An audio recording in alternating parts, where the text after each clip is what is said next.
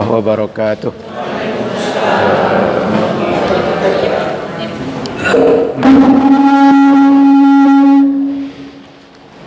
Bismillahirrahmanirrahim. Alhamdulillahirabbil alamin. Allahumma shalli ala sayyidina Muhammadin nabiyil ummi wa ala alihi wa ashabihi wa man tabi'ahum bi ihsan ila yaumiddin.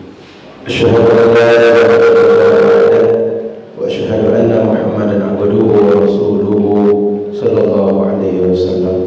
Alhamdulillah, pagi ini kita semua bisa berkumpul di Masjid Al-Falah Darul Muttaqin untuk acara kajian yang lebih spesifik tentang tasawuf, yang kemudian nanti semoga berujung dengan talqin zikir dari Kiai Wafiuddin Sakam, Wakil Talqin TKN Suryalaya. Alhamdulillah, beliau sudah ada di Pekanbaru sejak kemarin siang.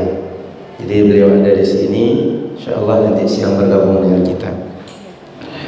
Sallallahu alaihi Rasulullah sallallahu alaihi wasallam. Mudah-mudahan semua kita sehat, dijaga, dibimbing oleh Allah zahir dan batin sampai nanti berjumpa dengan Allah, dan kita semua selamat di dunia, selamat di akhirat, dan mudah-mudahan di akhirat tak sekadar selamat tapi berkumpul dengan Nabi Muhammad sallallahu alaihi wasallam. Amin ya rabbal alamin.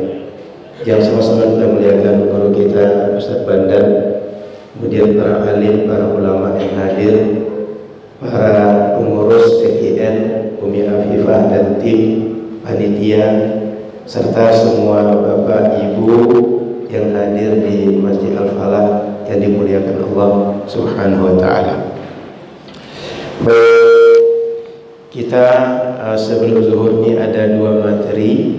Saya berusaha untuk menyampaikan singkat materi yang dimintakan kepada saya. Ini mic-nya boleh dikecilkan sedikit apanya? Agak terlalu tinggi sehingga menggema. Ekonya mungkin kecilkan sedikit. Ada yang ngerti? Kalau ada yang ngerti tolong bantu sedikit kecilkan. Karena khawatir kalau nanti saya suaranya keras justru nggak terdengar.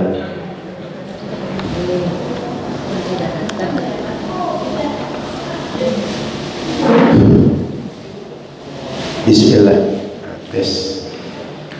Ibu-ibu, sebelum saya lanjut, pernah dengar tasawuf? Apa tasawuf itu dalam gambaran ibu-ibu? Membersihkan hati, mensucikan hati. Selain itu apa lagi? Selain itu apa lagi? Kalau bapak-bapak, apa tasawuf itu selama ini dengarnya?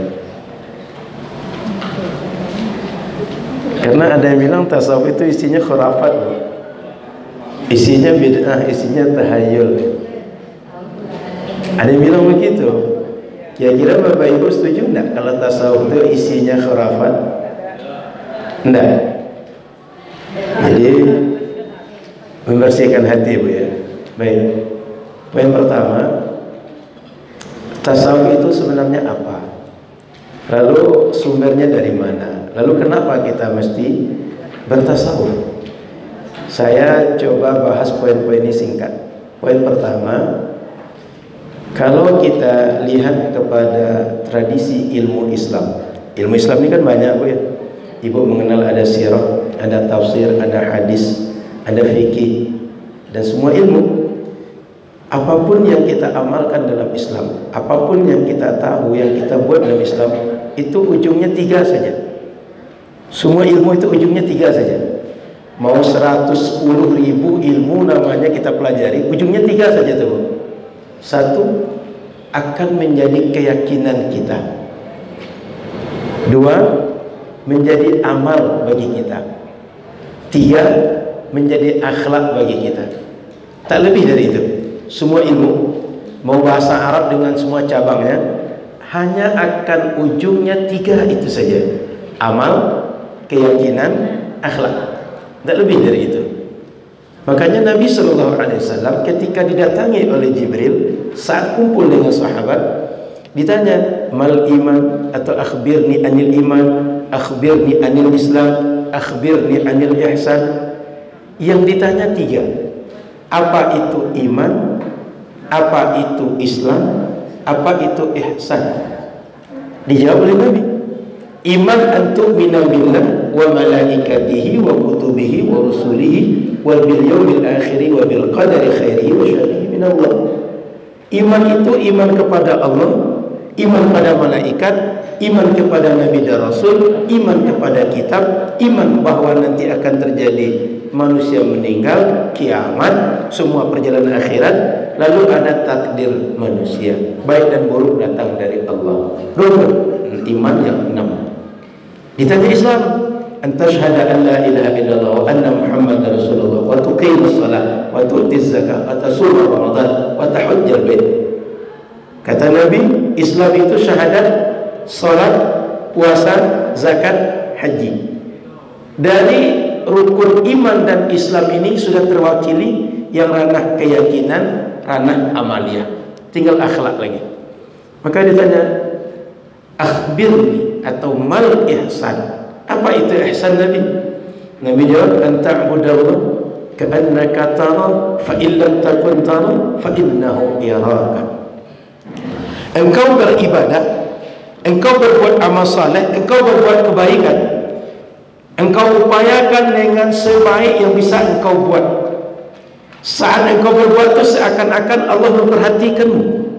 Karena tabiat kita, Bu, kalau diperhatikan, kalau dilihat oleh orang yang kita harapkan perhatiannya kepada kita, kita akan sangat hati-hati, sangat teliti, dan berupaya terbaik berbuat.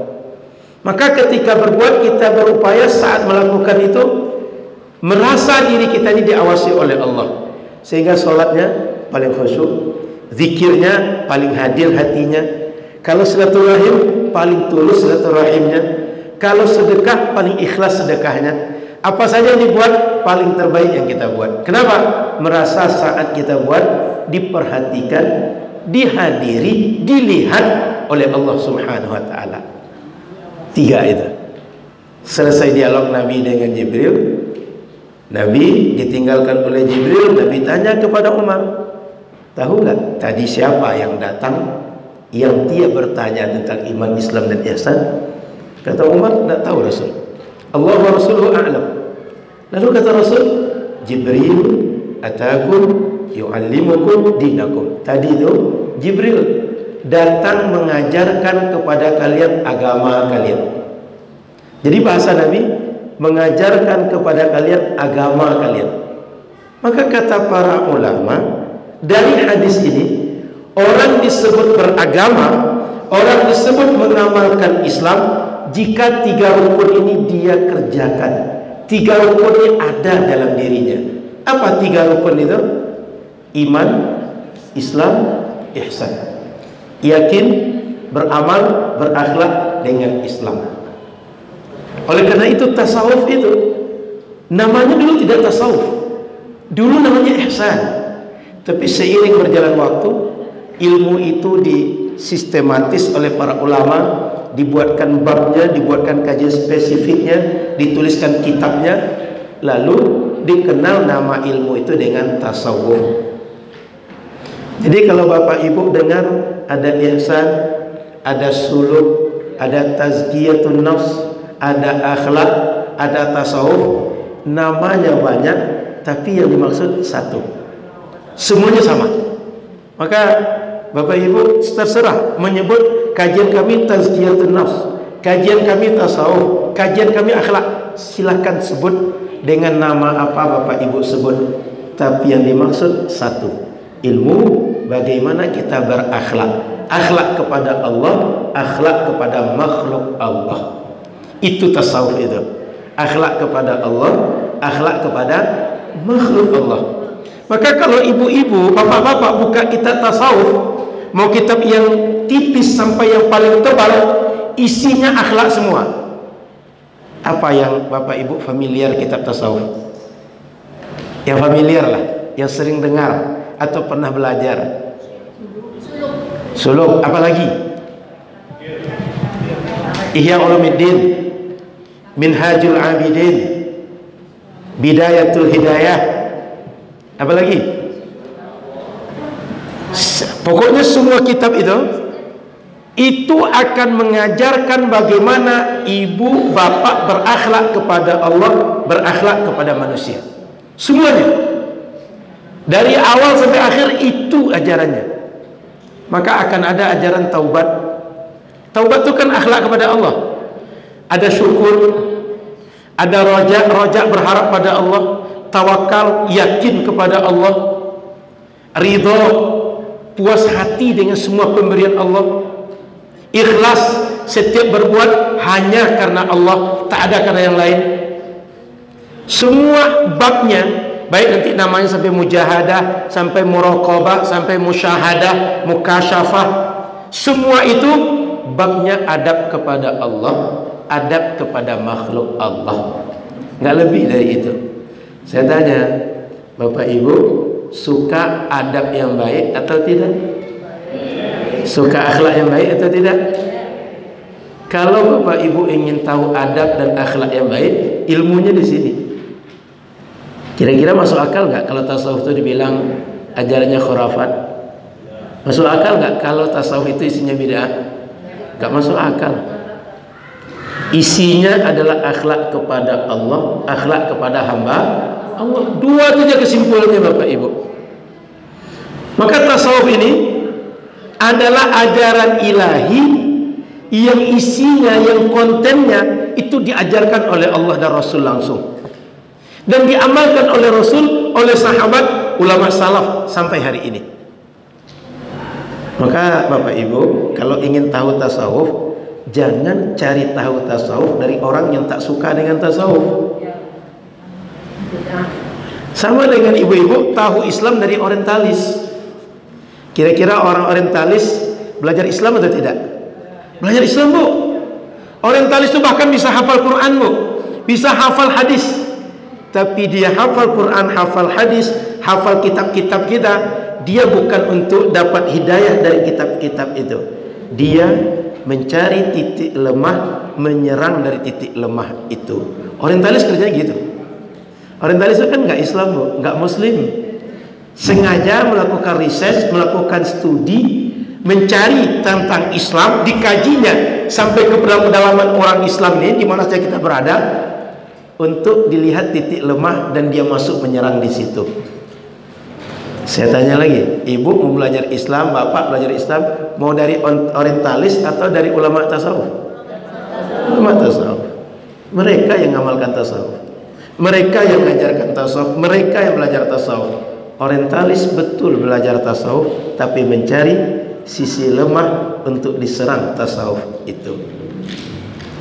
Kita, Bu, jangankan zaman merdeka, zaman perang dulu, orientalis sudah masuk untuk memecah kita dengan mengkaji Islam. Di Aceh kan bukan berita baru. Abdul Ghafur itu kan bukan, Abdul Ghaffar itu kan seorang orientalis. Jadi Bapak Ibu yang dirahmati Allah, ingin saya tekankan kepada kita semua, kalau orang tanya tasawuf, apa itu tasawuf? Ilmu tentang berakhlak kepada Allah, berakhlak kepada hamba Allah. Itu saja kesimpulannya. Sehingga ilmu ini tidak masuk akal kalau dimusuhi. Tidak masuk akal kalau dikatakan ilmu ini haram dipelajari. Mungkin orang itu belum tahu, atau mungkin belum pernah belajar, atau belum pernah masuk kepada tasawuf. Bapak Ibu yang dirahmati Allah Subhanahu wa taala, saya akan bacakan sedikit apa kata para ulama tentang tasawuf ini, agar kita punya basic bahwa yang kita sampaikan ini adalah kajian para ulama.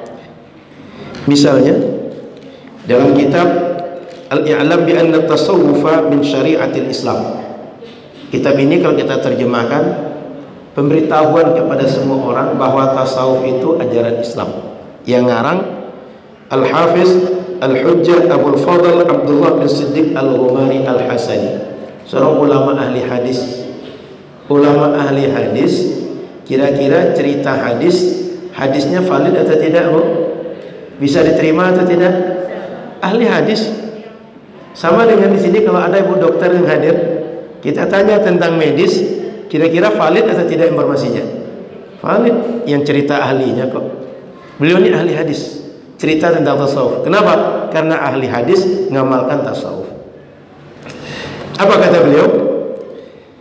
Qila at-tasawwufu al-jiddu fi suluk ila malikil muluk. Kata beliau, tasawuf itu menempuh jalan yang benar ila malikil muluk, untuk sampai kepada Allah, raja dari semua raja. Menempuh jalan yang benar untuk sampai kepada Allah. Kira-kira menempuh jalan yang benar salah atau benar, Bu?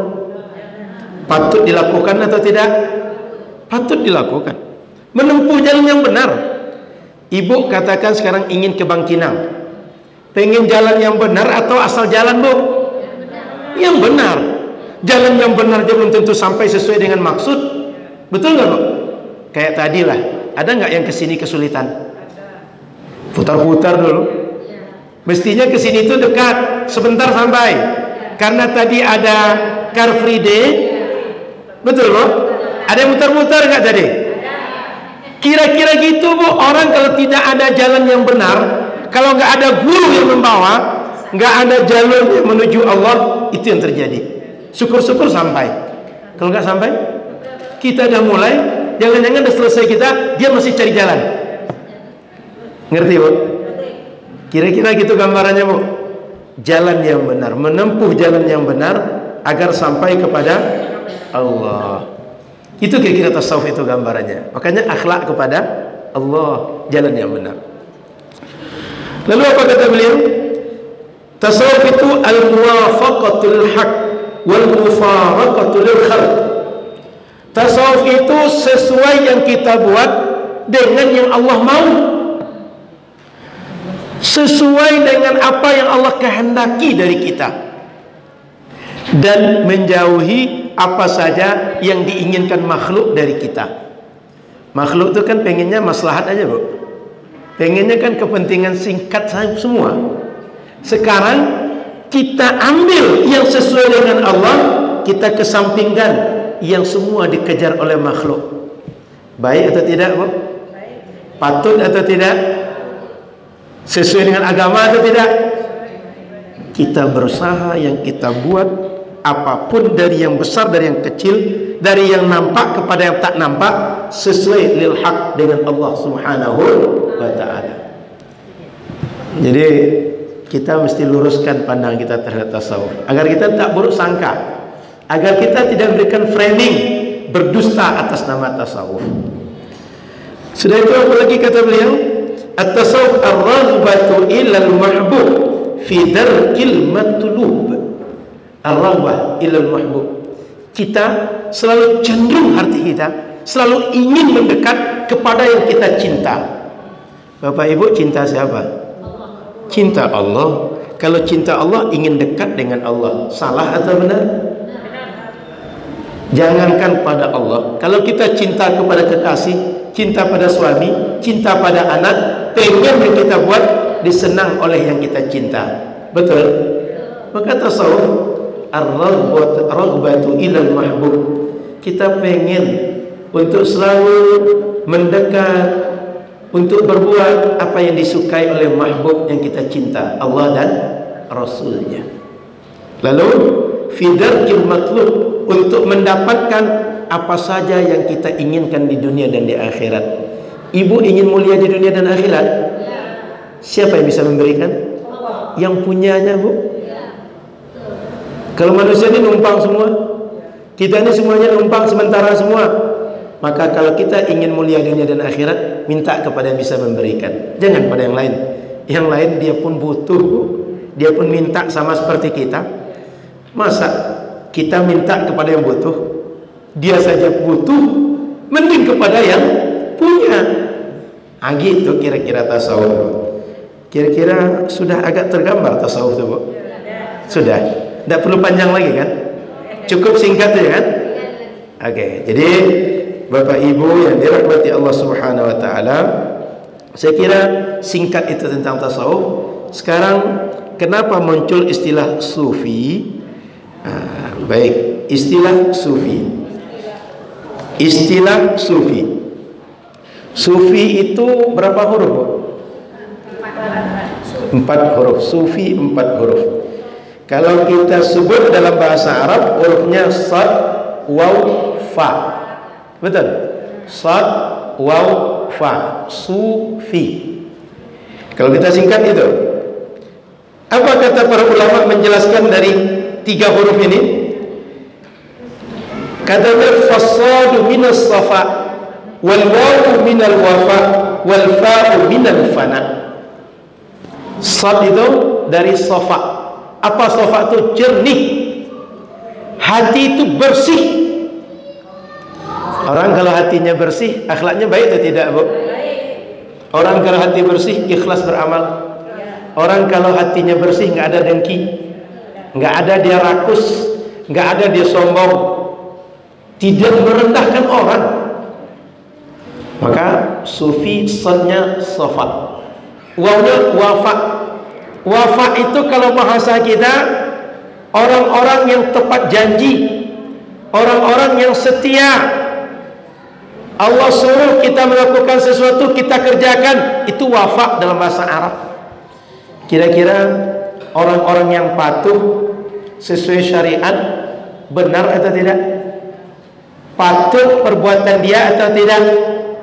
Patuh. Jadi wafa itu kesetiaan, kepatuhan, loyalitas. Jadi orang sufi itu punya kepatuhan, punya kesetiaan, punya loyalitas kepada apa saja yang diinginkan oleh Allah yang dia cinta. Lalu fana. Apa makna fana itu? Fana itu sibuk dengan Allah, dan kita tidak sibuk dengan apapun selain Allah. Pernah belajar sifat 20? Ada sifat namanya wajib, qidam, wujud, qidam, baqa. Lawannya nanti ada adam, ada hudus, ada fana. Apa fana itu? Sementara, habis, binasa, mati. Semua selain Allah sementara. Semua selain Allah tak ada yang kekal, hanya Allah yang kekal. Ketika fana, kita sibuk dengan Allah dan kita abai dari selain Allah dan habiskan waktu kita hanya untuk Allah Subhanahu wa taala. Jadi orang sufi itu kerjanya membersihkan hati dan mengisi waktunya sibuk dengan Allah, nggak sibuk dengan yang lain. Sehingga orang tasawuf itu meskipun dia kerja berat, kerja ringan, kerja di rumah, di luar rumah, hatinya tak lepas dari Allah. Kira-kira yang seperti itu salah atau tidak? Benar atau salah? Kita maunya orang ini hidup sepanjang hidup dia sesuai dengan yang Allah mau. Jadi kita Pak, tidak dilarang oleh Islam mau jadi dokter, mau jadi ulama, mau jadi pedagang, silahkan, nggak ada masalah. Mau ekonominya kaya, mau miskin, mau sedang, nggak ada masalah. Yang paling penting semua yang kita punya, apapun yang ada pada diri kita, membuat kita dekat dengan Allah. Bu, jangan kira orang kaya itu tercela, Bu. Jangan-jangan orang miskin jauh lebih tercela dibanding orang kaya. Kenapa? Orang kaya pandai memanage hartanya agar sesuai dengan Allah mau. Orang miskin sudahlah harta sedikit, nggak pandai mengatur harta agar sesuai dengan yang Allah mau.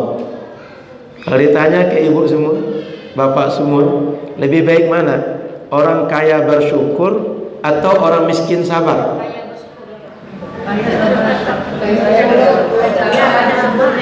Pilih yang kedua, kaya bersyukur. Yang kedua, miskin sabar. Kaya bersyukur.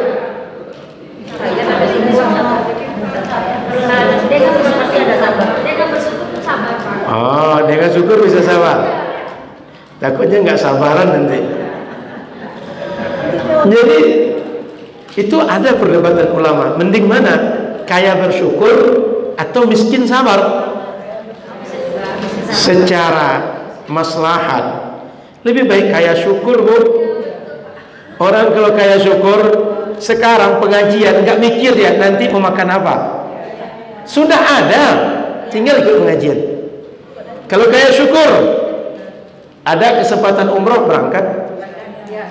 Ada orang susah sekitar kita, kita pengen kasih makan. Apakah Jumat berkah, subuh berkah, apakah namanya sembako, atau apa saja bisa.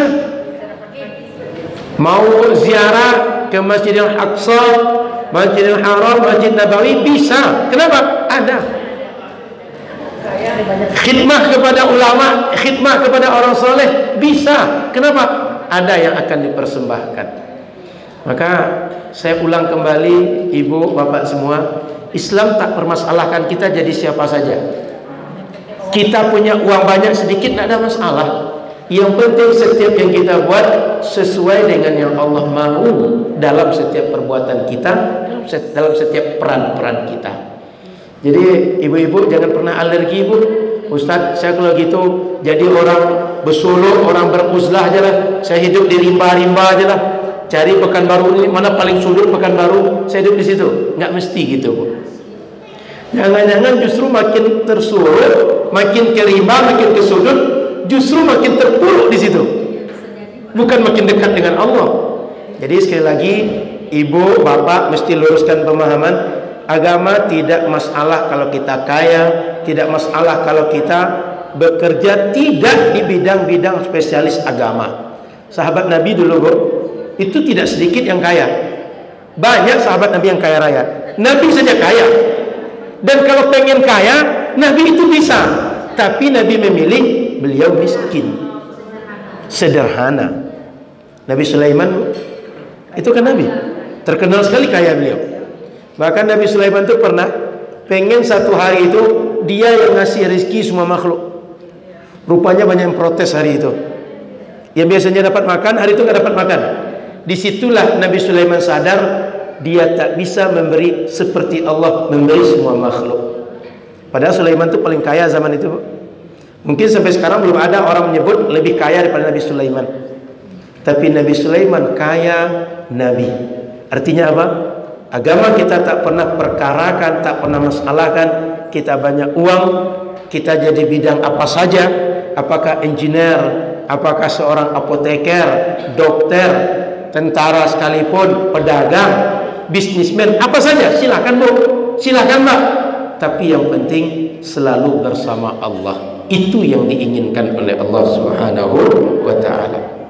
Baik, Bapak Ibu yang dirahmati Allah Subhanahu wa ta'ala, kalau ditanya, Ustaz, tasawuf ini ajarannya dari mana?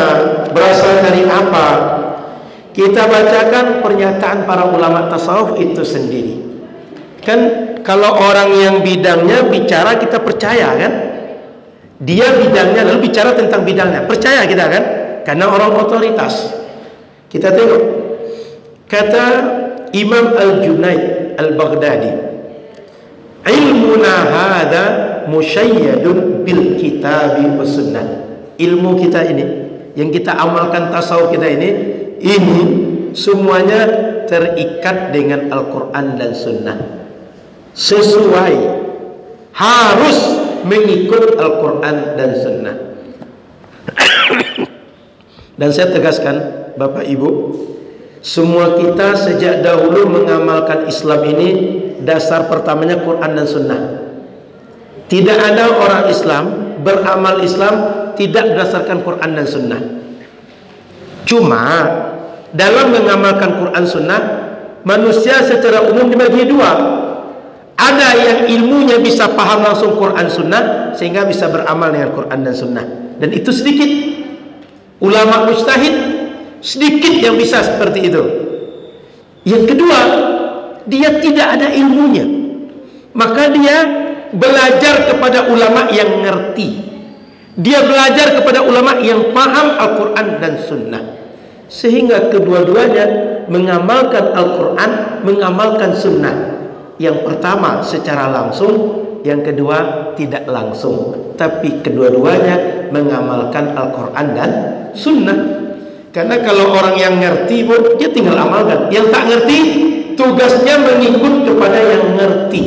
Kalau seandainya dia tidak ngerti, tidak ikut kepada yang ngerti, kira-kira berdasarkan apa dia beramal? Paham pertanyaan saya? tidak ngerti Quran dan Sunnah, tidak ikut ulama yang ngerti Quran dan Sunnah, kira-kira mengamalkan Quran Sunnah dengan apa? Berdasarkan apa? Cocok logi kata orang sekarang, kira-kira. Hawa nafsu. Maunya kita beramal Islamnya dengan ilmu, betul? Yang berilmu itu pelajari ilmu Quran Sunnah atau ikut ahli ilmu Al-Quran dan Sunnah. Jadi dari dulu ulama kita dan umat kita semuanya mengamalkan Islam sumbernya Quran dan Sunnah. Cuma ada yang langsung, ada yang tidak langsung. Tidak langsung ini kebanyakan kita karena tidak cukup ilmu. Bagaimana menyimpulkan dari qul huwallahu ahad, Allahus samad, lam yalid walam yulad, apa saja ilmu yang ada di situ? Tidak sampai ilmu kita. Betul? Apa saja hukum di situ? Apa saja yang ingin Allah sampaikan di segi akidah? Apa saja di sana yang menjadi kajian balaghah, lalu di sana dapat makna? Tidak sampai ilmu kita. Lalu kita ambil daripada ulama. Paham Bapak Ibu? Jadi saya ulang, semua ilmu kita dalam Islam sumber pertamanya Al-Quran dan Sunnah. Termasuk orang Melayu nih, sejak pertama mengenal Islam, mereka cuma ngikut tuan guru, tuanku, para buya, para alim. Tuanku, para buya, para alim itu semuanya mengambil dari Al-Quran dan Sunnah. Mereka belajar pada guru mereka belajar pada guru yang lain, semuanya berujung kepada para mujtahid. Dalam tasawuf misalnya Al-Junaid, Imam Al-Junaid Al-Baghdadi tadi, dalam akidah Imam Abu Hasan Al-Ash'ari, dalam fikih Imam Muhammad bin Idris Asy-Syafi'i. Dan kalau ibu-ibu tengok tahun lahir dan meninggal para ulama yang diikut umat sekarang, itu semuanya ulama salaf, Bu. Kita tengok dalam fikih, ibu kenal ulama 4 mazhab, betul? Coba tengok 4 mazhab. Imam Abu Hanifah meninggal 150 Hijriah.